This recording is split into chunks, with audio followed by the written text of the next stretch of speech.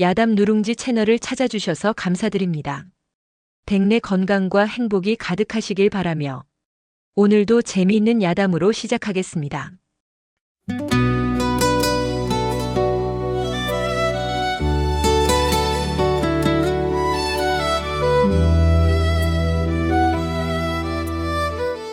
경상도 함양 땅 깊은 골짜기에 가면 호랑이도 피해간다는 천하장사 안악내 옥분이 살고 있었습니다. 이 여인으로 말할 것 같으면 떡 벌어진 어깨가 장군감이요. 허벅지는 솥대만 해서 웬만한 장정 서너시 덤벼도 눈 하나 깜짝 안 하는 여장부였습니다. 밭을 갈다가 소가 지쳐 헐떡거리면 아이고 이 군뱅이 같은 짐승아 비켜라 하고는 소를 번쩍 들어 밭두렁에 옮겨놓고 자신이 쟁기를 끌어 밭을 가는 여인이었습니다. 그런 옥분이 시집을 갔는데 하필이면 바람 불면 날아갈까 비 오면 녹을까 싶은 새님 덕수에게 갔으니 마을 사람들이 모여 수군대기를 곰이 개미를 데리고 사는 격이라며 혀를 차곤 했습니다. 혼이 난 지 10년이 넘도록 슬하에 자식은 없었으나 부부 사이는 유별나게 좋았습니다. 덕수가 글 읽는 소리가 담장을 넘으면 옥부는 마당에서 장작을 패며 그 소리에 장단을 맞췄습니다. 어느 날 밤이었습니다. 덕수가 책을 덮고 잠자리에 들려는데 모기 한 마리가 앵하고 날아들어 덕수의 볼에 앉았습니다. 덕수가 잡을 생각도 못하고 어하며 눈만 껌벅이자 옆에 누워있던 옥분이 이놈의 모기 새끼 감히 내 서방님 옥체를 범해하고는 손바닥을 휘둘렀습니다. 짝 소리와 함께 덕수의 고개가 획 돌아가고 눈앞에 번개가 번쩍였습니다. 모기는 잡았으나 덕수의 볼따구니는 호빵처럼 부어올랐습니다. 덕수가 눈물을 찔끔 흘리며 아이고 임자 모기를 잡은 건가 나를 잡은 건가 하니 옥분이 호호 웃으며 서방님 피부가 워낙 고와서 내 손맛이 찰지게 감깁니다 그려하며 등짝을 툭 쳤습니다. 그 손길에 덕수는 억하고 숨이 막혀 캑캑대면서도 아내의 투박한 손길이 싫지 않아 해벌쭉 웃었습니다. 이것이 이 부부가 사는 법이었습니다. 그러던 어느 가을날이었습니다. 마당에서 콩타작을 하던 옥분이 잠시 쉬며 물을 마시는데 방 안에서 타는 냄새가 진동을 했습니다. 옥분이 깜짝 놀라 방문을 벌컥 여니 화로가 넘어져 덕수의 발등 위에 벌건 숯덩이가 올려져 있는데 덕수는 그것도 모르고 책만 보고 있었습니다. 옥분이 기겁을 하여 맨손으로 숯을 쳐내고 덕수의 발을 살폈는데 살이 타서 문드러지는 냄새가 나는데도 덕수는 멀뚱하니 쳐다만 보았습니다. 여보 발이 뜨겁지도 않소 이 지경이 되도록 뭐했소 하며 옥분이 소리를 질렀으나 덕수는 고개를 갸웃거리며 이상하다 하나도 아프지가 않네 내 발이 남의 발 같구려 하고 허허 웃었습니다. 옥분의 가슴이 철렁 내려앉았습니다. 동네 용하다는 의원에게 보였으나 의원은 덕수의 눈썹이 빠진 것과 손발에 감각이 없는 것을 보고는 뒷걸음질을 쳤습니다. 천영이요 하늘이 내린 병 문둥병이니 나는 손 못 대오 썩 물러가시오 하며 소금을 뿌려댔습니다. 청천벽력이라는 말은 이럴 때 쓰는 것이었습니다. 옥분은 그 자리에 주저앉아 땅을 쳤으나 덕수는 멍하니 하늘만 올려다보았습니다. 소문은 발 없는 말이 되어 천리를 갖고 이튿날부터 동네 인심이 흉흉해졌습니다. 우물가에 옥분이 나타나면 안악들은 쯧쯧 혀를 차며 물동이를 이고 도망갔고 아이들은 덕수의 집 쪽으로는 오줌도 누지 않았습니다. 며칠 뒤 촌장이 마을 장정들을 대동하고 마당에 들이닥쳤습니다. 자네 사정은 딱 하나 온 동네에 병을 옮길 수는 없는 노릇이니 오늘 밤 안으로 떠나게 안 그러면 자네 집에 불을 지를 수밖에 없어 촌장의 말은 서리발처럼 차가웠습니다. 옥분이 낫을 들고 썩 꺼지지 못해 내 서방 털끝 하나라도 건드리면 다 베어버릴 거야 하고 고래고래 소리를 질렀으나 장정들의 기세에 눌려 덕수는 방 안에 웅크리고만 있었습니다. 그날 밤 덕수는 옥분이 잠든 틈을 타주섬주섬 보찜을 쌌습니다. 성한 몸으로도 아내에게 짐만 되었는데 몹쓸 병까지 얻어 아내의 앞길을 막을 수는 없다고 생각했습니다. 덕수는 부엌에서 새끼줄 한 뭉치를 챙겨 뒷산으로 향했습니다. 달빛이 유난히 밝아 덕수의 그림자가 길게 늘어졌습니다. 늙은 소나무 가지에 줄을 매고 덕수는 눈물을 삼켰습니다. 옥부나 부디 좋은 남자 만나 호강하며 살아라. 나는 먼저 가서 기다리마. 덕수가 목에 줄을 걸려는 찰나였습니다. 어디선가 짐승의 포효 같은 고함이 들리더니 우지끈 소리와 함께 소나무 가지가 부러져 버렸습니다. 옥분이 도끼를 들고 서서 씩씩거리고 있었습니다. 이 멍청한 위나 죽을 힘이 있으면 살 생각을 해야지. 누굴 과부 만들 작정이요. 옥분이 짐승처럼 울부짖었습니다. 덕수는 땅바닥에 엎드려 오열했습니다. 나 같은 건 죽어야 해. 자네까지 병들면 어쩌려고. 일어나 제발 나를 버려줘. 덕수가 빌고 또 빌었지만 옥부는 덕수의 멱살을 잡아 일으켰습니다. 내 사전에 이혼은 있어도 사별은 없소. 당신이 문둥이면 나도 문둥이 마누라 할 테니 잔말 말고 따라오소. 금강산 만폭동 약수에 씻으면 낫는다고 합디다. 내 등짝이 운동장만 한데 당신 하나 못 지고 가겠소. 옥분의 눈에서 굵은 눈물방울이 뚝뚝 떨어져 덕수의 뺨을 적셨습니다. 두 사람은 서로를 부둥켜 안고 밤새도록 울었습니다. 다음 날 날이 밝자마자 옥부는 헛간에 들어가 뚝딱뚝딱 지게를 손보기 시작했습니다.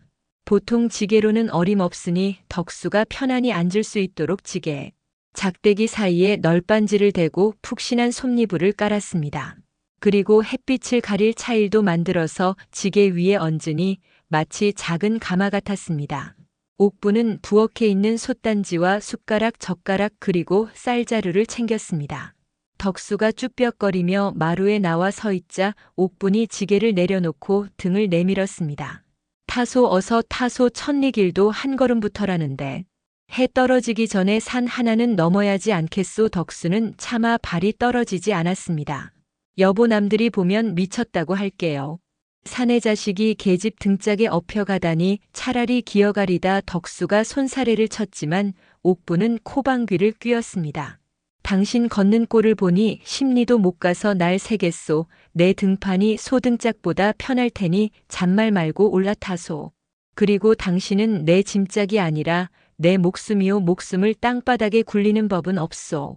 옥분의 호통에 덕수는 엉금엉금 지게 위로 올라갔습니다. 덕수가 자리를 잡자 옥분은 심호흡을 한번 크게 하고는 으라차차 기압을 넣으며 일어섰습니다.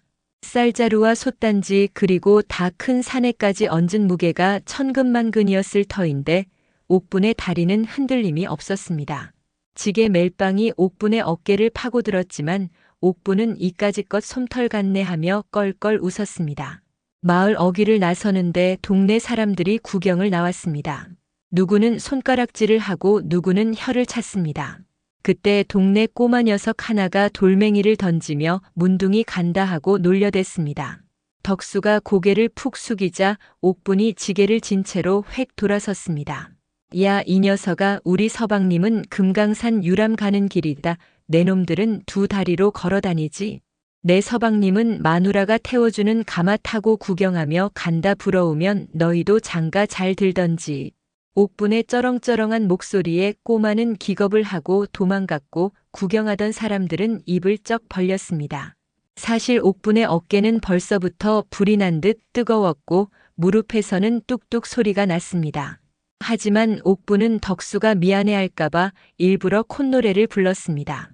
아리랑 아리랑 아라리요. 고개를 넘어가는데 서방님 무게가 깃털 같구나. 지게 위에서 덕수는 옥분의 목덜미에 흐르는 땀을 보았습니다. 자신의 더러운 병 때문에 아내가 짐승 같은 고생을 하게 되었다는 생각에 가슴이 미어지는데 옥분이 불쑥 말을 걸었습니다. 여보, 근데 당신 요새 밥을 좀 많이 먹었나? 보호 엉덩이가 무거워진 것이 꼭 살찐 암퇴지 같소. 옥분의 농담에 덕수는 울다가 웃으며 대꾸했습니다. 그럼 이참에 나를 장터에 내다 팔지. 그러오. 고깃값은 꽤 받을 텐데. 옥분은 피식 웃으며 걸음을 재촉했습니다. 암요, 팔아야지. 금강산 가서 병 고치고 나면 제일 비싼 값에 팔아먹을 테니 그때까지 살 좀 더 찌우시오. 두 사람의 대화는 바람에 실려 흩어졌고 옥분의 집시는 거친 흙길을 꾹꾹 눌러 밟았습니다. 등 뒤에 매달린 덕수의 숨소리가 옥분의 귓가에 자장가처럼 들렸습니다. 이제 고작 마을 어귀를 벗어났을 뿐인데 갈 길은 구만리요. 산은 첩첩인데 옥분의 발걸음은 멈출 줄을 몰랐습니다. 그렇게 함양 땅을 뒤로하고 부부의 기막힌 금강산 유람은 시작되었습니다. 해가 뉘엿뉘엿 넘어가고 붉은 노을이 옥분의 땀방울에 맺혀 영롱하게 빛났습니다. 함양을 떠나 산 넘고 물 건너기를 사흘, 옥분의 발바닥은 물집이 잡혔다 터지기를 반복하여 굳은 살이 박이고 박여 흡사 곰 발바닥처럼 변했습니다. 지게 무게에 어깨 살갗은 벗겨져 진물이 속적삼을 적셨지만 옥분은 덕수가 볼까봐 쉴 때마다 온매무새를 다듬으며 아무렇지 않은 척했습니다. 해가 중천에 떴을 무렵 가파른 고갯길을 오르는데 옥분의 숨소리가 거친 풀무질 소리처럼 변했습니다. 헉헉 소리가 덕수의 귀 바로 옆에서 천둥처럼 울리니 덕수는 가시방석에 앉은 기분이었습니다. 여보 옥분아, 잠시 쉬었다 가자꾸나. 내 숨 넘어가는 소리에 내 염통이 쫄깃거려 못 견디겠다. 덕수의 말에 옥분은 바위에 지게를 받쳐놓고 털썩 주저앉았습니다. 땀이 비오듯 쏟아져 옥분의 얼굴이 벌겋게 달아올랐습니다. 옥분은 치마폭으로 얼굴을 훔치며 호탕하게 웃었습니다. 내 숨소리가 뭐 어때서 그러오? 남들은 산삼 먹고 힘쓴다는데 나는 서방님 업고 힘쓰니 이보다 더한 보약이 어디 있겠소? 그나저나 당신 배 안 고프오? 아까 주막에서 얻은 주먹밥이 있는데. 옥분은 품 안에서 식어 빠진 주먹밥 2덩이를 꺼냈습니다. 하나는 제법 큼직하고 하나는 쥐똥만 했는데 옥분은 냉큼 큰 것을 덕수 입에 물려주었습니다. 덕수가 손사래를 치며 작은 것을 집으려 하자 옥분이 눈을 부라렸습니다. 어허 쓱, 환자가 많이 먹어야 병도 낫지. 나는 뱃속에 든 게 많아 며칠 굶어도 끄떡없소. 얼른 드시오. 덕수는 못 이기는 척 주먹밥을 받아 물끄러미 바라보다가 한 입 베어 물었는데 목이 메어 잘 넘어가지가 않았습니다. 옥분은 작은 주먹밥을 한 입에 털어넣고는 계곡물을 바가지에 떠서 벌컥벌컥 마셨습니다. 크아, 물맛 좋다. 이게 바로 약수지 뭐 별거 있나. 다시 길을 나서려는데 덕수의 뱃속에서 꼬르륵 천둥 소리가 났습니다. 주먹밥이 상했나 싶어 옥분이 걱정스러운 눈길로 돌아보는데 뿡 하는 소리와 함께 덕수의 엉덩이 쪽에서 구수하다 못해 코가 삐뚤어질 냄새가 풍겨왔습니다. 옥분은 코를 움켜쥐고 헛구역질을 했습니다. 아이고 사람 살려. 서방님 똥을 지린 게요? 아니면 뱃속에서 쥐가 썩나? 냄새가 아주 똥밭을 굴렀네 굴렀어. 덕수는 얼굴이 홍당무가 되어 기어 들어가는 목소리로 말했습니다. 미안하네. 속이 좀 더부룩해서 냄새가 그리 고약한가? 고약하다마다요. 호랑이도 이 냄새 맡으면 도망가겠소. 아주 독가스가 따로 없네. 이참에 호랑이 잡으러 갑시다 그려.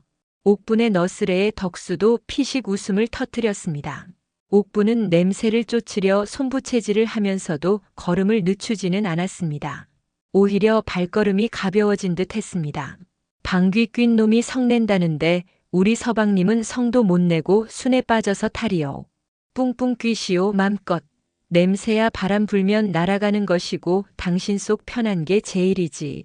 옥분의 말에 덕수는 눈시울이 뜨거워졌습니다. 병든 남편의 똥방귀 냄새조차 웃음으로 넘겨주는 아내가 고맙고 또 미안했습니다. 어느덧 날이 저물어 산속 오두막에서 하룻밤을 묵게 되었습니다. 주인 없는 빈집이라 먼지가 수북했지만 옥분은 부지런히 비지를 하고 불을 지펴 냉기를 몰아냈습니다. 덕수를 아랫목에 눕히고 옥분은 윗목에 자리를 잡았습니다. 밤이 깊어지자 산짐승 울음소리가 들려오고 문풍지가 덜컹거렸습니다. 옥분이 코를 골며 골아떨어진 줄 알고 덕수는 조용히 일어나 앉았습니다. 뭉개져가는 손가락을 내려다보며 덕수는 한숨을 쉬었습니다. 이 손으로 옥분의 얼굴 한번 제대로 쓰다듬어 주지 못하고 내 꼴이 이게 뭔가. 덕수는 보찜 속에서 낡은 서책을 꺼내 넘겨보았습니다. 글 읽는 것 말고는 할 줄 아는 게 없어 옥분에게 지게 짐만 되고 있다는 자괴감이 밀려왔습니다.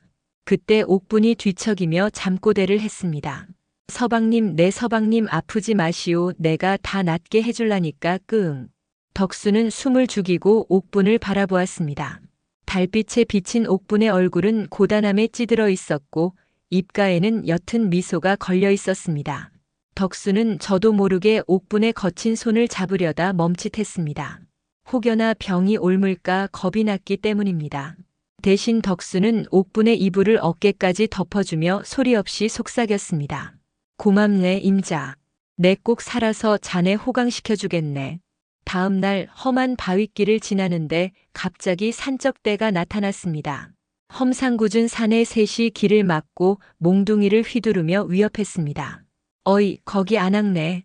지게에 진 짐이랑 엽전 다 내놓고 썩 꺼져라.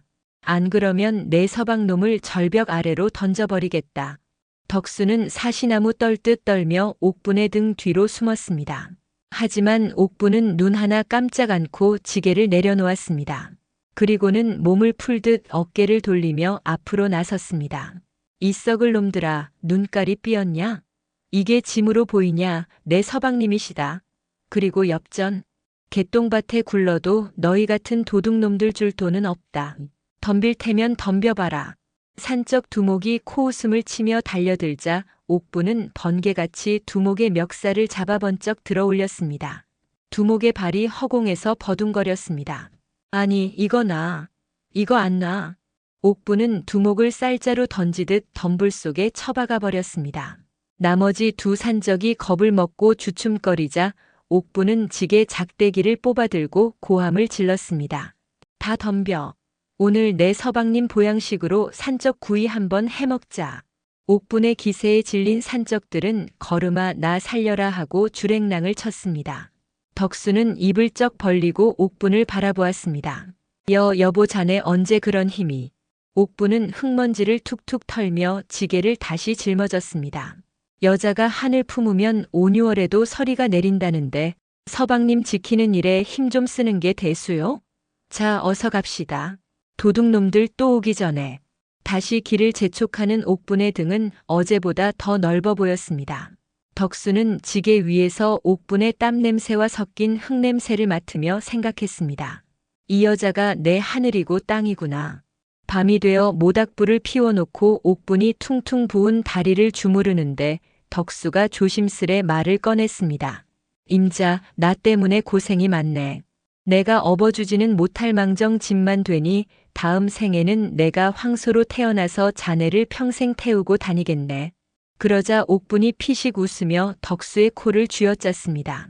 아이고 말이나 못하면 황소는 무슨 다음 생에도 내 서방으로 태어나시오.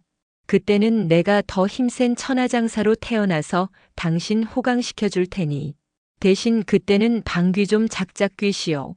코가 썩어 문드러지겠소. 두 사람의 웃음소리가 밤하늘로 퍼져나갔고 별들도 그 소리에 맞춰 반짝이는 듯 했습니다. 문둥병도 가난도 험한 산길도 두 사람의 해악을 막지는 못했습니다. 하지만 덕수의 병세는 날이 갈수록 깊어만 가고 금강산은 아직도 멀기만 했습니다. 가을바람이 맵싸하게 불어오기 시작하더니 어느덧 산등성이에 하얀 눈발이 날리기 시작했습니다. 여름에 떠난 길이었건만 계절은 야속하게도 겨울 문턱을 넘고 있었습니다.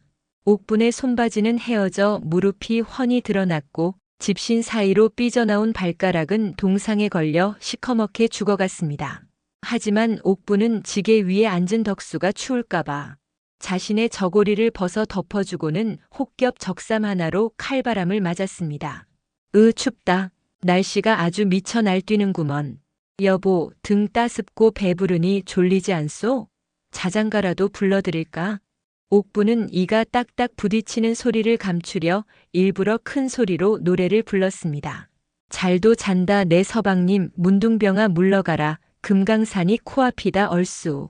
덕수는 이불 속에서 옥분의 떨리는 어깨를 보며 소리 죽여 울었습니다. 제 몸 하나 건사 못해 아내를 사지로 내몬 자신이 원망스러웠습니다. 덕수의 손발은 이제 감각조차 없어졌고 콧날이 뭉개져 숨 쉬는 것조차 힘겨웠습니다. 어느 날 해질녘 눈보라가 휘몰아쳐 한치 앞도 분간할 수 없게 되었습니다. 옥부는 길을 잃고 헤매다 커다란 바위 틈새에 있는 동굴을 발견했습니다. 여보, 저기서 눈 좀 피하고 갑시다. 하룻밤 묵어가기 딱 좋겠소. 옥부는 덕수를 조심스레 내려놓고 동굴 안으로 들어갔습니다. 안은 제법 넓고 아늑했습니다. 옥부는 마른 나뭇가지를 모아 불을 피웠습니다. 따스한 온기가 퍼지자 얼었던 몸이 녹으면서 옥분의 손발이 퉁퉁 부어오르기 시작했습니다. 덕수는 뭉그러진 손으로 옥분의 발을 감싸 쥐었습니다. 이 발 좀 보게 피고름이 덕지덕지 엉겨붙었네. 나 때문에. 아이고 간지럽소. 내 발이 원래 좀 못생겨서 그렇지 튼튼하기는 무쇠 같아요. 걱정 붙들어 매시오. 그때였습니다. 동굴 깊은 곳에서 크르릉 하는 짐승 소리가 울려 퍼졌습니다. 옥분과 덕수는 소스라치게 놀라 서로를 부둥켜 안았습니다. 어둠 속에서 시퍼런 불빛 두 개가 번뜩이더니 집채만 한 호랑이 한 마리가 어슬렁어슬렁 걸어 나왔습니다. 흐익! 호랑이다. 덕수는 기절초풍하여 뒤로 자빠졌고 옥분도 다리가 후들거려 주저앉고 말았습니다. 호랑이는 입맛을 다시며 천천히 다가왔습니다. 여보 난 틀렸네. 자네라도 도망가게. 저놈이 나를 먹는 동안 어서. 덕수가 옥분을 밀쳐내려 했지만 옥분은 이를 악물고 일어섰습니다. 무슨 개풀 뜯어먹는 소리요. 같이 죽으면 죽었지 혼자는 못 가오. 옥분은 불타는 장작개비 하나를 집어들고 호랑이 앞을 막아섰습니다. 야, 이 똥강아지 같은 놈아. 감히 누굴 넘봐. 내 서방님은 맛없어서 못 먹는다. 먹으려거든 나부터 먹어라. 옥분이 장작을 휘두르며 고래고래 소리를 지르자 호랑이가 주춤했습니다. 하지만 이내 성이 난 듯 앞발을 치켜들고 달려들 기세였습니다. 옥분은 눈을 질끈 감고 마지막 힘을 다해 소리쳤습니다. 옛다 이거나 먹고 떨어져라. 옥분은 품속에 아껴두었던 마른 오징어 한 마리를 꺼내 호랑이 코앞에 던졌습니다. 비상식량으로 꽁꽁 숨겨두었던 것이었습니다. 호랑이는 킁킁 냄새를 맡더니 오징어를 덥석 물고는 우적우적 씹어대기 시작했습니다. 저놈이 오징어를 좋아할 줄이야. 입맛 한번 독특하네. 옥분은 그 틈을 타 덕수를 다시 지게에 짊어지고 냅다 뛰기 시작했습니다. 눈보라가 몰아치는 벼랑길을 미친 듯이 달렸습니다. 뒤에서 호랑이 울음소리가 들리는 듯 했지만 옥분은 돌아보지 않았습니다. 한참을 달려 안전한 곳에 다다랐을 때 옥분은 그제야 다리에 힘이 풀려 주저앉았습니다. 살았다. 서방님 살았소. 덕수는 옥분의 등에서 내려와 옥분의 얼굴을 어루만졌습니다. 임자 정말 대단하네. 호랑이 입에서 나를 구해내다니. 자네는 천하장사가 아니라 여장군일세. 내가 좀 한 성깔 하지 않소? 근데 아까운 오징어를 뺏겨서 속이 쓰려 죽겠소. 나중에 서방님 낳으면 오징어 10축은 사주셔야 하오. 그날 밤 두 사람은 서로의 체온에 의지해 잠이 들었습니다. 꿈속에서 옥분은 산더미 같은 오징어를 굽고 있었고 덕수는 그 옆에서 맛있게 먹고 있었습니다. 며칠 뒤 마을 장터에 도착한 부부는 끔찍한 광경을 목격했습니다. 장터 한가운데에 문둥병 환자들이 모여 돌팔매질을 당하고 있었습니다. 사람들은 재수 없다, 병 옮는다며 몽둥이질을 해댔습니다. 덕수는 겁에 질려 옥분의 옷자락을 붙잡았습니다. 여보, 우리 그냥 돌아갑시다. 사람들이 너무 무섭소. 옥분은 덕수의 손을 꽉 잡았습니다. 걱정 마시오. 내가 있는데 누가 감히 건드리겠소. 어깨 딱 펴고 당당하게 갑시다. 옥분은 지게를 높이 치켜들고 장터 한가운데로 걸어 들어갔습니다. 사람들이 수군거리며 길을 비켜주었습니다. 길 좀 비키시오. 금강산 가는 귀한 분 행차시오. 그때 한 왈패놈이 옥분의 앞을 가로막았습니다. 어이 아줌마. 귀한 분이라니? 냄새나는 문둥병 주제에 어디서 큰 소리야? 왈패가 덕수의 지게를 발로 툭 차자 덕수가 휘청거렸습니다. 순간 옥분의 눈에서 불꽃이 튀었습니다. 이놈이 죽고 싶어 환장했나? 옥분은 왈패의 멱살을 잡아 번쩍 들어 올리더니 옆에 있던 똥장군 똥통에 거꾸로 처박아 버렸습니다. 으악! 살려줘! 똥똑 오른다! 왈패가 똥통에서 버둥거리자 구경하던 사람들이 배꼽을 잡고 웃었습니다. 아이고 고소해라. 임자 제대로 만났네 그려. 옥분은 콧방귀를 뀌며 다시 길을 재촉했습니다. 똥 묻은 개가 겨 묻은 개 나무란다더니 내 서방님 몸에서는 꽃향기가 나는데 내놈 몸에서는 똥냄새만 진동하는구나. 덕수는 지게 위에서 옥분의 씩씩한 뒷모습을 보며 눈물을 훔쳤습니다. 고맙네, 옥분아. 정말 고마워. 내가 전생에 나라를 구했나 보네. 자네 같은 여인을 만나다니. 하지만 덕수의 몸은 점점 한계에 다다르고 있었습니다. 밤마다 고열에 시달리며 헛소리를 했고 손가락 발가락은 하나둘씩 떨어져 나갔습니다. 옥부는 덕수가 잠든 사이 떨어진 발가락을 주워 깨끗한 천에 싸서 품에 간직했습니다. 서방님, 조금만 참으시오. 금강산이 멀지 않았소. 내 다리가 부러져도 기어이 당신을 데려다 놓을 테니 제발 정신줄만 놓지 마시오. 옥분의 눈물방울이 잠든 덕수의 얼굴 위로 떨어졌습니다. 달빛만이 외로운 부부의 길을 비추고 있었습니다. 이제 남은 길은 더욱 험난한 고갯길, 금강산으로 가는 마지막 관문이 기다리고 있었습니다. 과연 이 부부는 무사히 금강산에 닿을 수 있을까요? 강원도 땅에 들어서자 바람이 더욱 매서워졌습니다. 산세는 험하고 가파르기가 치마폭만 한 길을 한 발 잘못 디디면 천길 낭떠러지로 곧장 떨어질 판이었습니다. 옥분의 무릎은 이제 꺾일 때마다 뚝뚝 소리가 났고 짐을 맨 어깨뼈가 울퉁불퉁 튀어나와 등짝이 혹부리 영감등 같았습니다. 하지만 그보다 더 무서운 것은 덕수의 몸 상태였습니다. 얼굴 반쪽이 썩어 들어가 코뼈가 훤히 드러났고 눈도 제대로 뜨지 못해 하루 종일 신음만 흘렸습니다. 춥다. 옥분아, 춥다. 조금만 참으시오, 서방님. 저기 보이소? 저 산 너머가 금강산일게요. 이제 하루만 더 가면 됩디다. 옥부는 입으로는 힘차게 말했지만 사실 금강산이 어디쯤인지조차 가늠이 서지 않았습니다. 마을 사람들에게 물어봐도 저 멀리 북쪽이라는 말만 들었을 뿐 정확히 어디인지 아는 이가 없었습니다. 하지만 옥부는 덕수에게 희망의 끈을 놓칠 수 없었습니다. 해가 뉘엿뉘엿 넘어가고 사방이 어두워지기 시작했습니다. 옥부는 겨우 바위 그늘진 곳을 찾아 덕수를 내려놓았습니다. 불을 피우려 했으나 나뭇가지가 눈에 젖어 불이 붙질 않았습니다. 옥부는 자신의 속치마를 찢어 불쏘시개로 썼습니다. 연기가 모락모락 피어오르자 덕수가 가느다란 목소리로 말했습니다. 임자, 이제 그만 포기하게. 내 이제 더는 못 가겠네. 자네만 집으로 돌아가게. 무슨 소리요? 여기까지 왔는데 포기는 무슨 포기. 내일이면 금강산이라고 했소. 거짓말 말게. 금강산이 어딘지도 모르지 않나. 나도 알고 있네. 우리가 헛된 꿈을 쫓고 있다는 걸. 덕수의 말에 옥부는 할 말을 잃었습니다. 사실이었습니다. 금강산 약수가 정말 효험이 있는지 그곳이 정확히 어디인지도 몰랐습니다. 그저 소문만 듣고 무작정 떠난 길이었습니다. 옥분의 눈에서 주르륵 눈물이 흘러내렸습니다. 그래도 가봐야지 않겠소. 만약에라도 정말 낫는다면. 만약은 없네. 목에나 내 몸이 이 지경인데. 손발은 다 떨어져 나가고 얼굴은 뭉그러져서 사람 꼴도 아니야. 차라리 이대로 죽는 게 나을 것 같네. 죽는다는 소리 다시는 하지 마시오. 내가 살려놨다고 했소. 옥분이 악을 쓰며 덕수를 껴안았습니다.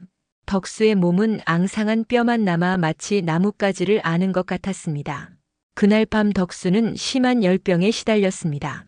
옥부는 밤새도록 덕수의 이마에 찬물 수건을 올려놓고 간호했습니다. 어머니, 저 데려가지 마세요. 아직 갈 수 없어요. 덕수가 헛소리를 하며 눈물을 줄줄 흘렸습니다. 옥부는 덕수의 손을 꼭 잡고 귓가에 속삭였습니다. 서방님, 정신 차리시오. 나 여기 있소. 아직 갈 때가 아니오. 우리 금강산 가서 목욕하고 밥 먹고 해야지. 그렇게 밤을 지새우고 새벽녘이 되었습니다. 덕수는 가까스로 정신을 차렸지만 몸을 움직일 힘조차 없었습니다. 옥부는 덕수를 다시 지게에 올리고 비틀거리며 길을 나섰습니다. 그런데 발을 헛디뎌 미끄러지면서 지게가 한쪽으로 기울었습니다. 악! 옥분이 필사적으로 중심을 잡았지만 지게 끈이 끊어지며 덕수가 바닥에 굴러떨어졌습니다. 서방님! 옥분이 황급히 달려가 덕수를 일으켰습니다. 덕수의 입에서 피가 흘러나왔습니다. 옥분은 치마폭으로 피를 닦아주며 울먹였습니다. 미안하오, 미안하오. 내가 정신을 못 차려서. 다친 데는 없소? 괜찮네. 어차피 감각도 없는 몸인데. 덕수는 피식 웃으려 했으나 기침만 나왔습니다. 옥부는 끊어진 지게 끈을 다시 묶으며 이를 악물었습니다. 조금만 더 가봅시다. 내 기어서라도 데려다 놓을 테니. 그날 저녁 작은 주막에 들어섰습니다. 주막 주인 영감이 두 사람을 보더니 인상을 찌푸렸습니다. 이크, 문둥병 환자는 받을 수 없소. 썩 나가시오. 옥분이 품에서 마지막 남은 은자 하나를 꺼내 주막상에 탁 놓았습니다. 아무도 안 볼 구석에 하룻밤만 재워주시오. 밥 한 그릇이면 되고 아침 되면 조용히 떠나겠소. 영감은 은자를 빤히 쳐다보더니 마지못해 고개를 끄덕였습니다. 어허, 하룻밤이요. 딱 하룻밤. 내일 새벽에 떠나시오. 옥부는 덕수를 구석 자리에 눕히고 따뜻한 죽 한 그릇을 받아왔습니다. 숟가락으로 떠서 덕수 입에 넣어주려는데 덕수가 고개를 돌렸습니다. 나는 못 먹겠네. 자네가 먹게. 자네가 쓰러지면 우리 둘 다 끝이야. 무슨 소리요? 환자가 먹어야 병이 낫지. 병? 이제 낫지도 않을 병을 가지고. 입 벌리시오. 옥분이 억지로 덕수 입에 죽을 밀어 넣었습니다. 덕수는 몇 숟가락 삼키다가 목이 메어 토해냈습니다. 옥분은 토한 것을 닦아내며 한숨을 쉬었습니다. 나머지 죽은 옥분이 후루룩 들이켰습니다. 배는 고팠지만 마음이 더 허기졌습니다. 한밤중이었습니다. 옥부는 잠들었고 덕수는 천장만 멍하니 쳐다보고 있었습니다. 그때 덕수는 결심했습니다. 더 이상 옥분에게 짐이 될 수 없다고. 덕수는 몸을 질질 끌며 주막 밖으로 기어나갔습니다. 눈발이 날리는 어둠 속을 한참 기어가니 벼랑 끝이 나타났습니다. 아래는 깊은 계곡이었습니다. 옥분아, 미안하네. 자네 곁에 더 있고 싶었지만 이게 자네를 위한 길일세. 덕수가 몸을 벼랑 끝으로 밀어내려는 순간 뒤에서 비명소리가 들렸습니다. 서방님, 안 돼. 옥분이 미친 듯이 달려와 덕수의 옷자락을 붙잡았습니다. 하지만 이미 덕수의 몸은 허공으로 떨어지고 있었고 옥분도 함께 끌려 벼랑 끝에 매달리고 말았습니다. 으악! 두 사람은 벼랑에 간신히 매달려 허우적거렸습니다. 옥분의 한 손은 바위 틈을 붙잡고 다른 손은 덕수의 옷자락을 움켜쥐고 있었습니다. 임자, 손 놔. 자네까지 떨어지면 어쩌려고. 실소. 죽어도 같이 죽는다고 했소. 옥분의 손에서 피가 흘렀습니다. 바위 모서리에 손이 찢어져 나갔지만 옥분은 절대 놓지 않았습니다. 제발, 제발 손 놔줘. 자네만이라도 살아야 해. 안 돼. 당신 없는 세상에서 혼자 어떻게 살라고. 옥분의 절규가 밤하늘을 찢었습니다. 눈물이 비오듯 쏟아져 덕수의 얼굴을 적셨습니다. 그때 옥분의 머릿속에 결혼하던 날이 스쳐 지나갔습니다. 새님 같은 덕수가 수줍게 웃던 모습, 밤마다 시를 읊어주던 목소리, 아침마다 옥분을 깨우며 보약보다 좋은 사람이라고 했던 말들이 주마등처럼 지나갔습니다. 서방님, 나 당신 없으면 못 살아요. 우리 함양서 처음 만난 날 기억하시오? 내가 물동이 이고 가다가 당신이 쓴 시 듣고 반했잖소. 그날 당신이 읊었던 시 아직도 기억나오.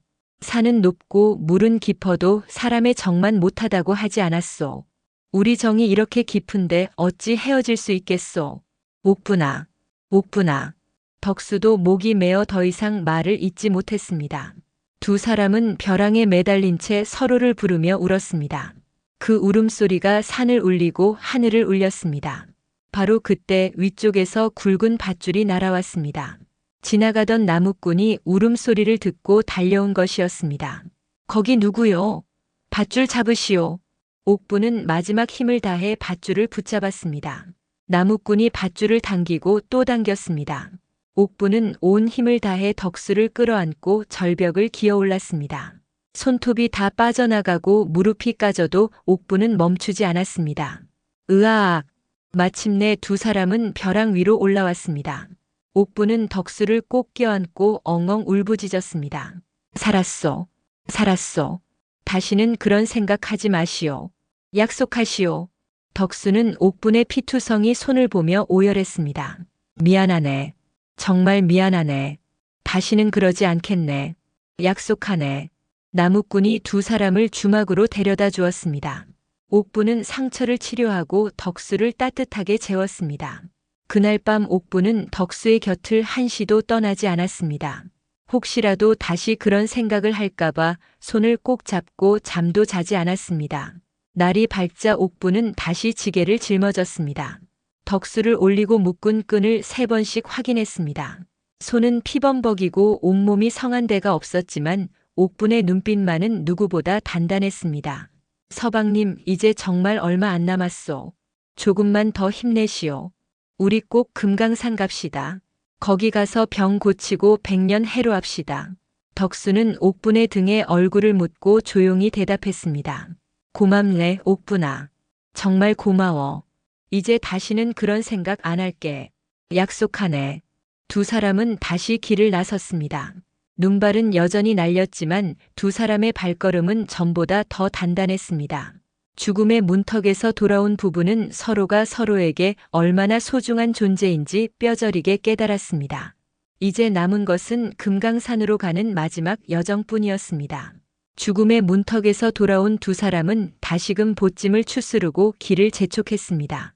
강원도 산골의 추위는 매섭다 못해 살을 저미는 듯 했습니다. 덕수는 이제 말할 기운조차 없어 그저 옥분의 등 뒤에서 가느다란 숨만 내쉬고 있었고 옥분의 얼굴은 동상으로 거무튀튀하게 변해 있었습니다. 하지만 옥분의 눈빛만은 샛별처럼 빛났습니다. 저 멀리 구름 사이로 희끗희끗한 봉우리가 보이기 시작했기 때문입니다. 서방님, 눈 좀 뜨고 저기 좀 보소. 저게 바로 금강산 아니겠소? 금강산 12,000봉이 춤을 춘다더니 과연 천하절경이로다. 옥분이 소리치자 덕수가 힘겹게 고개를 들어 앞을 보았습니다. 눈 덮인 봉우리들이 병풍처럼 펼쳐져 있는데 마치 신선들이 논이는 곳 같았습니다. 덕수의 뭉개진 입가에도 희미한 미소가 번졌습니다. 아, 아름답구려. 내 평생 저런 구경을 다 해보고 죽다니 여한이 없네. 또 죽는 타령. 저 산이 우리를 오라고 손짓하는데 힘을 내야지 않겠소. 자, 갑시다. 내 단숨에 저기까지 날아가리다. 옥부는 호기롭게 외치며 내리막길을 내달렸습니다. 그런데 의욕이 너무 앞섰던 탓일까요? 눈이 쌓여 얼어붙은 빙판길을 미처 보지 못한 옥분이 어이쿠하며 중심을 잃었습니다. 보통 사람 같으면 엉덩방아를 찍고 말았겠지만 등 뒤에 쌀가마니보다 무거운 남편과 솥단지를 지고 있으니 무게중심이 뒤로 쏠리며 지게가 썰매처럼 미끄러지기 시작했습니다. 으악! 사람 살려! 옥부는 비명을 질렀지만 이미 지게는 쏜살같이 얼음 비탈을 타고 내려가고 있었습니다. 옥부는 엉덩이를 땅에 붙인 채 다리를 벌리고 얼떨결에 인간 썰매가 되었습니다. 여보, 꽉 잡으시오. 우리 비싼 돈 안 내고 썰매 탄다 생각하시오. 아이고 옥부나. 나 날아간다. 내 오장육부가 출렁거려. 덕수는 지게에 매달려 덜컹거릴 때마다 비명을 질러댔고 옥부는 야호. 신난다. 하며 반쯤은 즐기고 반쯤은 겁에 질린 소리를 냈습니다. 솥단지가 덜그럭거리며 박자를 맞추고 숟가락 젓가락이 꽹과리 소리를 내니 산속에 요란한 풍악이 울려 퍼졌습니다. 한참을 미끄러져 내려가던 두 사람은 커다란 눈무덤에 쿵쿵하고 처박히고서야 멈췄습니다. 눈구덩이 속에서 옥분이 푸아하고 고개를 내밀었습니다. 머리 위에 눈을 잔뜩 뒤집어 쓴 꼴이 영락없는 눈사람이었습니다. 뒤이어 덕수도 눈 속에서 뻐끔거리며 얼굴을 내밀었습니다. 서방님 살아있소? 멀미 안 났소? 옥분이 묻자 덕수가 눈을 껌벅이며 대답했습니다. 허허, 내 평생 이렇게 빠른 건 처음 타봤네. 호랑이 등에 올라탄 줄 알았어. 호호호, 그러게 말이오. 덕분에 심리길은 단숨에 왔네 그려. 엉덩이가 좀 시려서 그렇지 이거 꽤 재미지지 않소? 옥분이 눈을 털어내며 껄껄 웃자 덕수도 따라 웃었습니다. 비록 몸은 만신창이었지만 잠시나마 고통을 잊고 아이처럼 웃을 수 있는 시간이었습니다. 한바탕 소동을 치르고 다시 길을 잡았을 때 날은 이미 어둑해지고 있었습니다. 금강산 초입에 다다르자 인적은 드물고 삭풍만이 몰아쳤습니다. 옥분의 걸음걸이가 점점 이상해졌습니다. 한 발 한 발 내디딜 때마다 얼굴을 찡그리며 식은땀을 흘렸습니다. 덕수가 이상한 낌새를 채고 물었습니다. 임자, 왜 그러나? 어디 다쳤나? 아니요, 아무것도 아니요. 그냥 발이 좀 시려서 그렇소. 옥분은 아무렇지 않은 척 대답했지만 눈 덮인 길 위에는 옥분이 지나간 자리마다 붉은 꽃이 피어나고 있었습니다.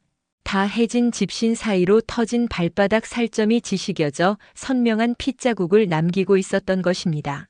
하얀 눈 위에 점점이 박힌 붉은 피는 마치 매화 꽃잎이 떨어진 듯 처연하고도 슬펐습니다. 덕수가 고개를 돌려 그 핏자국을 보고 말았습니다. 덕수의 가슴이 찢어지는 듯 했습니다. 여보, 멈추게. 제발 멈춰. 덕수가 소리치며 몸부림을 치자 옥분은 할 수 없이 지게를 내려놓았습니다.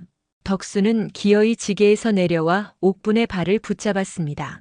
집시는 이미 형체를 알아볼 수 없을 정도로 닳아 있었고 옥분의 발은 피와 고름이 엉겨붙어 꽁꽁 얼어 있었습니다. 이게 뭔가? 이 발이 이게 뭔가? 나 때문에. 이 못난 놈 때문에 자네 발이 다 썩어 들어갔어. 덕수는 옥분의 피투성이 발을 자신의 가슴에 품고 오열했습니다. 자신의 문둥병보다 아내의 상처가 더 아프고 쓰라렸습니다. 여보, 울지 마시오. 남들 다 하는 고생, 나라고 못할 거 뭐 있소. 내 발이야 좀 까지면 3살 돋지만 당신 병은 지금 아니면 못 고치지 않소. 아니야, 아니야. 병 고치는 게 무슨 소용이야. 자네를 잡아먹고 사는 목숨인데. 내가 죽일 놈이야. 내가 죽어야 해.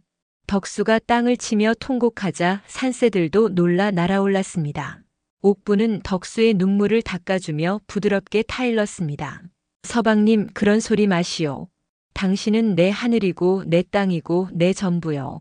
내 발이 문드러져 없어지는 한이 있어도 당신만 살릴 수 있다면 나는 웃을 수 있어.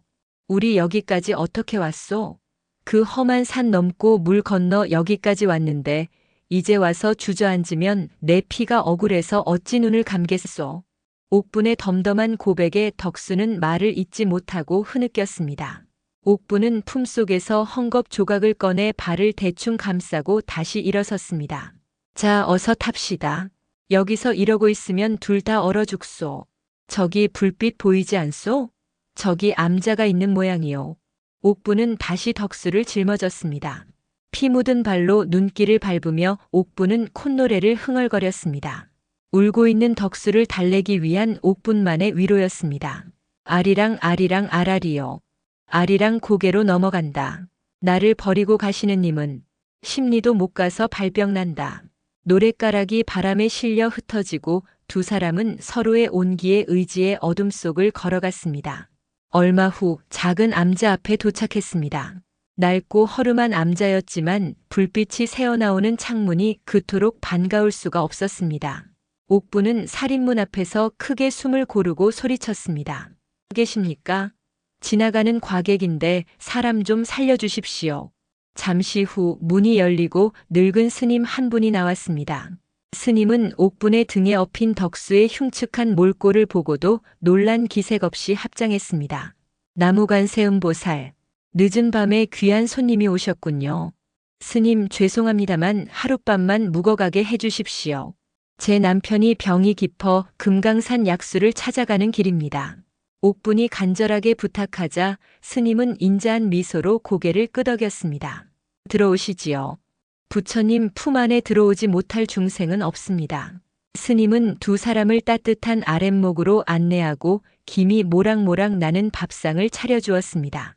얼마 만에 먹어보는 따뜻한 밥인지 옥분과 덕수는 허겁지겁 숟가락을 놀렸습니다. 밥을 먹는 둥 마는 둥 덕수가 스님에게 물었습니다. 스님, 금강산 만폭동이 여기서 얼마나 멉니까? 정말 거기 약수가 제 병을 고칠 수 있을까요? 스님은 찻잔을 만지작거리며 덕수를 그윽하게 바라보았습니다. 만폭동은 여기서 반나절 거리입니다. 허나 병을 고치는 것은 물이 아니라 마음이지요. 처사님을 업고 여기까지 온 보살님의 지극정성이면 하늘도 감동하여 병을 거두어 갈 것입니다. 스님의 말씀에 옥부는 밥을 먹다 말고 왈칵 눈물을 쏟았습니다. 그동안 서러웠던 마음이 스님의 따뜻한 말 한마디에 눈 녹듯 녹아내렸습니다. 스님 고맙습니다. 정말 고맙습니다. 그날 밤 옥부는 꿈을 꾸었습니다. 꿈속에서 옥부는 새하얀 학이 되어 덕수를 태우고 금강산 봉우리를 날아다녔습니다. 덕수의 얼굴은 예전처럼 뽀얗고 고왔으며 두 사람은 구름 위에서 덩실덩실 춤을 추었습니다. 다음 날 아침 스님은 떠나는 두 사람에게 작은 표주박 하나를 건네주었습니다. 이것을 가지고 가십시오. 만폭동 제일 높은 곳에 있는 바위 틈에서 나오는 물을 이박에 받아 씻어야 효험이 있습니다. 부디 무사히 다녀오시기를.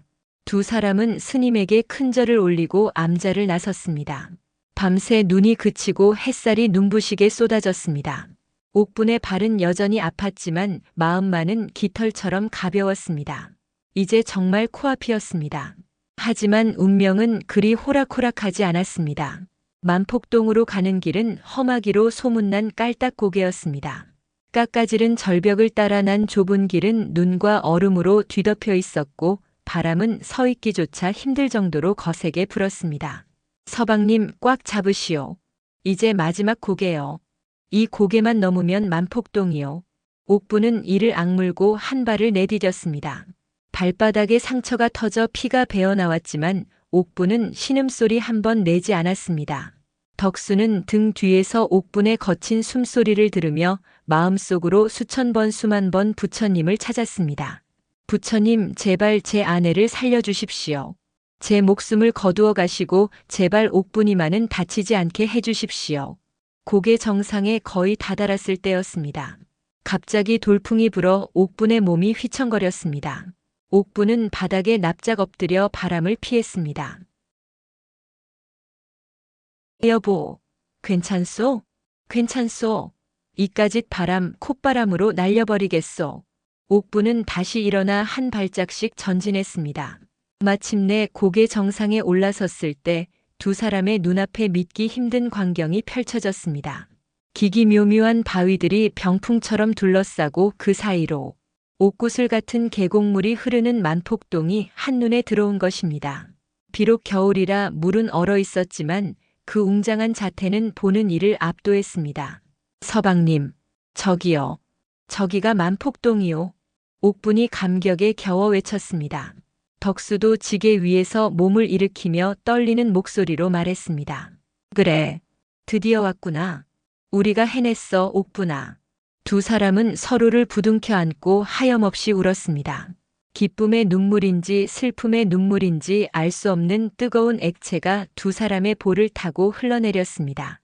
천리길을 걸어 아니 기어코 여기까지 온 부부의 집념이 금강산 골짜기를 울리는 순간이었습니다.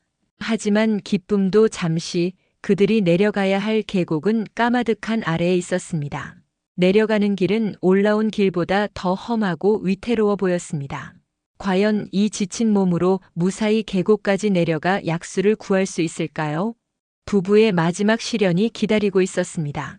산 너머 산이라더니 눈앞에 펼쳐진 만폭동의 절경을 보고 감탄한 것도 잠시 옥분의 눈앞이 캄캄해졌습니다. 깎아지른 절벽 아래로 내려가는 길은 그야말로 저승사자와 하이파이브를 하고 올 만큼 위태로웠습니다. 눈과 얼음이 뒤범벅된 비탈길은 다람쥐도 미끄러질 판인데 사람 하나를 지고 내려가야 하니 옥분의 다리가 후들거리는 것도 무리는 아니었습니다. 서방님 꽉 잡으시오. 이번엔 진짜 썰매가 아니라 롤러코스터. 아니 도깨비 방망이 타고 날아가는 기분일게요. 혀 깨물지 않게 입 꽉 다무시오. 옥부는 너스레를 떨며 지게 끈을 고쳐 맸지만 등 뒤에 엎인 덕수는 사색이 되어 중얼거렸습니다. 여보 옥부나. 그냥 나를 굴려서 내려보내면 안 되겠나? 자네라도 살살 걸어 내려오게. 내가 호박 굴러가듯 떼굴떼굴 굴러가서 먼저 물에 담그고 있을게. 덕수의 말에 옥부는 기가 차다는 듯 코웃음을 쳤습니다. 아이고 말씀 한번 잘하셨소. 서방님이 늙은 호박이요? 굴러가다 바위에 부딪혀 터지면 그걸 내가 무슨 수로 다시 붙인단 말이오? 풀칠이라도 하리까? 쓸데없는 소리 말고 내 등짝에 딱지처럼 붙어 있으시오. 두 사람의 만담 같은 대화가 허공에 흩어지자마자 옥부는 엉덩이를 낮추고 개걸음으로 절벽을 내려가기 시작했습니다. 한 발 내디딜 때마다 얼음장이 깨지는 소리가 쩍쩍 나고 돌멩이가 굴러떨어지는 소리가 계곡 아래서 메아리 쳤습니다. 옥분의 손은 뾰족한 바위 모서리를 움켜쥐느라 손톱이 들리고 피가 배어나왔지만 옥분은 아픈 줄도 몰랐습니다. 오직 등 뒤에 남편을 지켜야 한다는 생각뿐이었습니다. 중간쯤 내려왔을까요? 갑자기 옥분의 발밑 흙이 무너져 내렸습니다. 엄마야. 옥분이 비명을 지르며 미끄러졌습니다. 지게와 함께 두 사람은 눈 덮인 비탈을 뒹굴었습니다. 다행히 두터운 눈더미가 그들을 받아주었지만 충격으로 덕수가 튕겨나가 바위 옆에 처박혔습니다. 서방님, 옥분이 기겁을 하고 기어가 덕수를 살폈습니다. 덕수는 눈을 감은 채 미동도 없었습니다. 옥분의 심장이 덜컥 내려앉았습니다.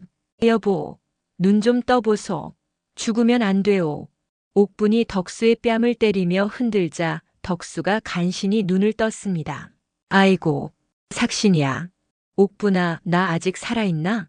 저승 문턱이 보이는데 염라대왕이 아직은 오지 말라고 손사래를 치는구먼. 휴, 10년 감수했어. 염라대왕도 당신 꼬라지 보고 놀라서 안 받아줄게요. 어서 일어납시다. 다 왔소. 옥부는 안도의 한숨을 내쉬며 덕수를 다시 들쳐 업었습니다.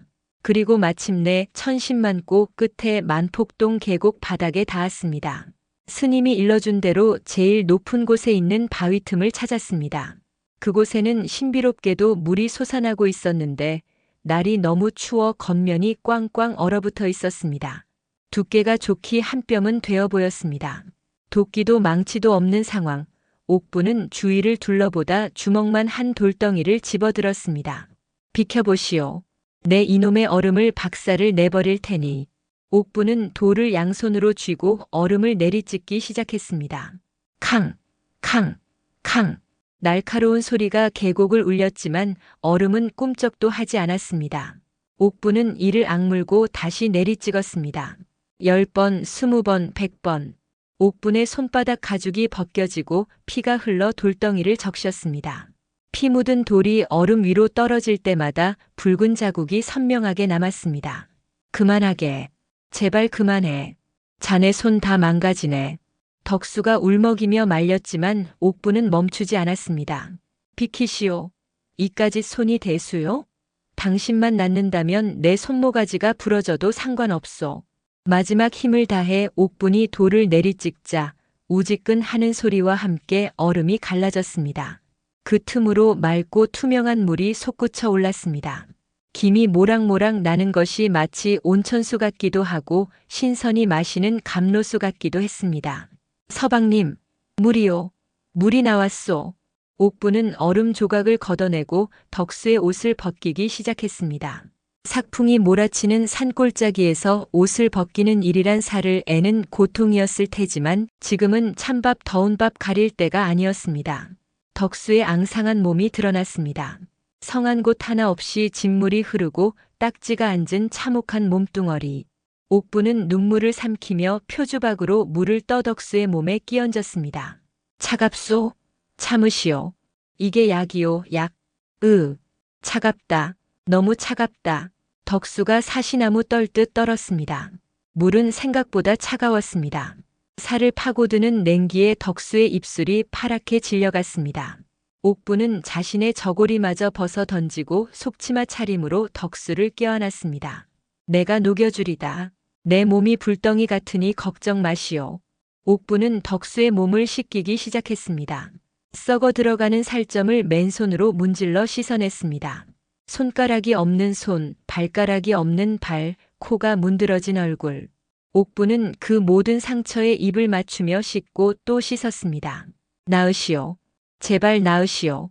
이 지긋지긋한 병마야 썩 물러가라. 내 서방님이 무슨 죄를 지었다고 이러느냐.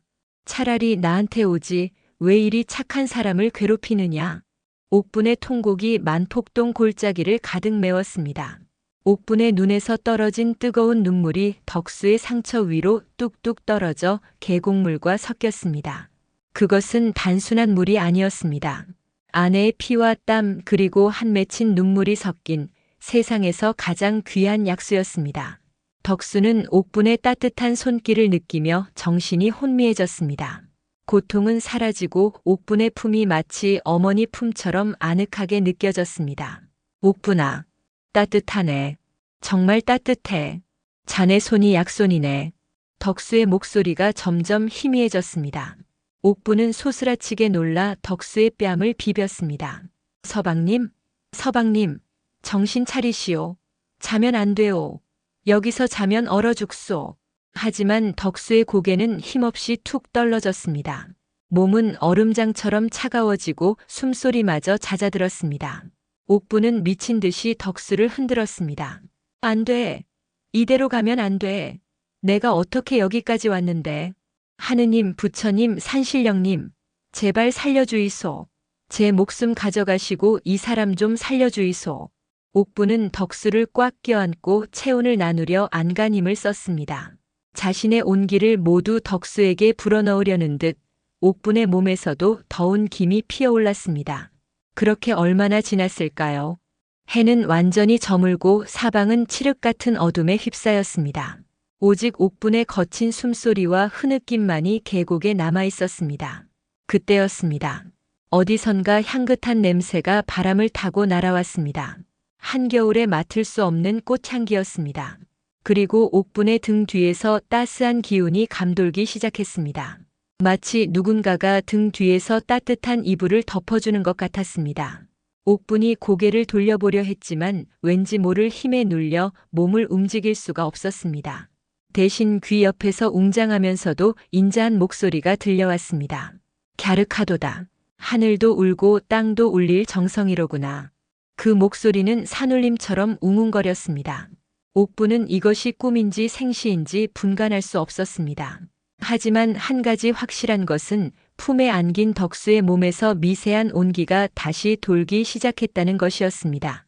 멈췄던 심장이 콩닥콩닥 뛰는 소리가 옥분의 가슴으로 전해져 왔습니다. 서방님, 옥분이 떨리는 목소리로 덕수를 불렀습니다. 꿈결이었을까요? 생시였을까요? 옥분의 눈앞에 하얀 수염을 허리춤까지 늘어뜨린 노인이 나타났습니다. 그 모습이 어찌나 눈부신지 눈을 제대로 뜰 수가 없었는데 노인이 지팡이로 덕수의 몸을 톡톡 두드리며 껄껄 웃는 것이 아니겠습니까? 이놈, 복도 많은 놈이로고 천하의 여장부를 색시로 두었으니 내 놈 전생에 나라를 구해도 10번은 구했겠다. 옥분이 넙죽절을 하며 어르신은 누구신데 제 서방님을 깨우십니까? 하고 물으니 노인이 답했습니다. 나는 이 산을 지키는 산신령이다. 내 정성이 하도 갸륵하여 내 낮잠을 다 설쳤지 뭐냐. 내 서방놈 병은 물이 고친 게 아니라 내 눈물이 고친 게야. 에잉 쯧쯧. 더럽게도 많이 울더구나. 내 옷자락이 다 젖었다. 산신령이 호탕하게 웃으며 지팡이를 휘두르자 갑자기 오색 찬란한 무지개가 덕수의 몸을 감쌌습니다. 그리고는 산신령이 연기처럼 사라지는데 옥분이 잠깐만요. 오징어는 안 드십니까? 하고 소리치다 잠에서 번쩍 깼습니다. 눈을 뜨니 아침 햇살이 눈부시게 비치고 있었습니다. 옥분은 화들짝 놀라 품에 안고 있던 덕수를 살폈습니다. 그런데 이게 웬일입니까? 어머나, 이게 누구시오? 옥분의 비명에 덕수가 부스스 눈을 떴습니다. 왜 그러오임자? 호랑이라도 또 나타났소? 덕수의 목소리가 꾀꼬리처럼 맑았습니다. 옥분은 떨리는 손으로 덕수의 얼굴을 만져보았습니다. 뭉그러졌던 코가 오똑하게 솟아있고 빠졌던 눈썹이 숯검정처럼 자라나 있었습니다. 손을 보니 문드러졌던 손가락엔 새살이 뽀얗게 돋아나 아기 피부처럼 보들보들했습니다. 그야말로 환골탈태 헌 남편이 가고 새신랑이 온 격이었습니다. 서방님, 얼굴이 멀쩡해졌소. 손도 발도. 아이고 세상에 이럴 수가. 덕수도 자신의 몸을 더듬어 보고는 입을 다물지 못했습니다. 계곡물에 비친 자신의 얼굴을 본 덕수는 그 자리에 털썩 주저앉아 엉엉 울기 시작했습니다. 임자, 옥분아, 나 나았어. 내가 사람이 됐어. 짐승 껍데기를 벗고 다시 사람이 됐단 말이야. 두 사람은 얼싸안고 덩실덩실 춤을 추었습니다. 옷이 없어 발가벗은 채였지만 부끄러운 줄도 몰랐습니다. 산새들도 축하하듯 지저귀고 다람쥐도 구경을 나왔습니다. 여보, 근데 당신 몸매가 예전보다 더 좋아진 것 같소? 근육이 아주 돌덩이 같구려. 옥분이 덕수의 팔뚝을 주물럭거리며 농을 던지자 덕수가 얼굴을 붉히며 웃었습니다. 허허, 자네가 하도 무거운 걸 지고 다녀서 내 근육이 자네한테 옮아갔나 보네. 이제 집으로 돌아갈 채비를 했습니다. 덕수는 옥분을 향해 등을 내밀었습니다. 임자, 이제 내가 업겠네.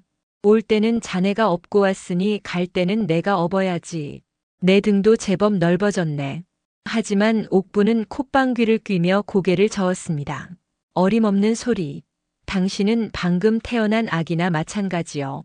3살 돋은 발로 험한 길 걷다가 티눈이라도 박이면 내 가슴이 찢어지요. 잔말 말고 타시오. 내 갈 때는 날아서 갈 테니. 옥분의 고집을 누가 꺾겠습니까? 결국 덕수는 다시 지게 위에 올랐습니다. 하지만 이번엔 환자가 아니라 금강산 구경을 마친 양반님네처럼 의기양양했습니다. 자, 출발합시다. 함양 땅으로. 돌아가는 길은 올대와 딴판이었습니다. 옥분의 발걸음은 구름 위를 걷는 듯 가벼웠고 입에서는 콧노래가 끊이지 않았습니다. 동네 어귀에 들어서자 사람들이 웅성거리며 몰려나왔습니다. 저기 좀 봐. 문둥이 부부 아니야? 살아서 돌아왔나 봐. 사람들은 쑥덕거렸지만 가까이 다가오지는 못했습니다. 옥분은 보란듯이 마을 한가운데 있는 정자나무 아래에 지게를 내려놓았습니다. 다들 뭐하시오? 내 서방님 구경 안 하고. 자, 개봉박두요. 옥분이 지게의 차이를 걷어내자 훤칠한 미남자가 걸어 내려왔습니다. 마을 사람들의 눈이 휘둥그레졌습니다. 쑥덕거렸던 아낙네들은 입을 떡 벌리고 침을 흘릴 뻔했습니다. 아니, 저게 누구요? 덕수새님 아니오? 얼굴에서 광이 나네 그려. 세상에 문둥병이 나았다더니 진짜네. 산신령이 감복했나벼. 그때 예전에 돌을 던졌던 꼬마 녀석이 쭈뼛거리며 다가왔습니다. 아저씨, 진짜 안 아파요? 덕수는 빙그레 웃으며 꼬마를 번쩍 들어 안아주었습니다. 그래, 안 아프다. 우리 옥분이가 나를 살렸단다. 덕수는 옥분의 손을 잡고 마을 사람들 앞에 섰습니다. 그리고 큰 목소리로 외쳤습니다. 여러분, 내 아내 옥분이는 천하장사가 아니라 천하의 명이요 보살입니다. 이 여자가 아니었다면 나는 지금쯤 저승에서 굶고 있을 겁니다. 앞으로 내 평생 이 여자를 여왕님처럼 모시고 살 테니 누구라도 내 마누라 무시하면 그날로 국물도 없을 줄 아시오. 마을 사람들은 와하고 함성을 지르며 박수를 보냈습니다. 옥분은 부끄러운 듯 얼굴을 붉히면서도 어깨를 으쓱해 보였습니다. 호호, 서방님도 참. 여왕님은 무슨 그냥 밥이나 많이 주시오. 힘쓰려면 밥심이 최고지. 그날 밤 부부의 집에서는 늦도록 웃음꽃이 피었습니다. 옥분은 약속대로 오징어 10축을 구워 덕수 입에 물려주었고 덕수는 옥분의 굳은 살 박인 발을 따뜻한 물에 씻겨주며 시를 읊었습니다. 금강산 1만 2천 봉이 높다 하되 내 아내 사랑만 하리요. 만폭동 깊은 물이 맑다 하되 내 아내 마음만 하리요. 옥분은 덕수의 등짝을 찰싹 때리며 웃었습니다. 아이고 간지러워라. 시 읊을 시간에 얼른 발이나 주무르시오. 세월이 흘러 옥분과 덕수는 꼬부랑 할머니 할아버지가 되었습니다. 하지만 여전히 마을 사람들은 그들을 천하장사 부부라고 불렀습니다. 옥분 할멈은 지게 대신 덕수 영감의 손을 꼭 잡고 마시를 다녔고 덕수 영감은 틈만 나면 우리 할멈 등짝이 내 운동장이야 하며 허허 웃고 다녔다고 합니다. 힘든 세상살이에 지쳐 쓰러지고 싶을 때마다 사람들은 이 부부의 이야기를 떠올리며 힘을 냈다고 합니다. 하늘이 무너져도 솟아날 구멍은 있고 죽을 병에 걸려도 살려낼 사랑은 있다는 것을 말이지요. 지게 하나의 사랑을 싣고 천리길을 걸었던 문둥병 남편과 천하장사. 아내의 이야기는 그렇게 함양 땅 골짜기마다 전설이 되어 오늘날까지 전해져 내려온답니다. 오늘 이야기 재미있으셨나요? 마음에 드셨다면 좋아요 눌러주시고 구독도 부탁드려요. 다음 이야기 꼭 보러 오세요.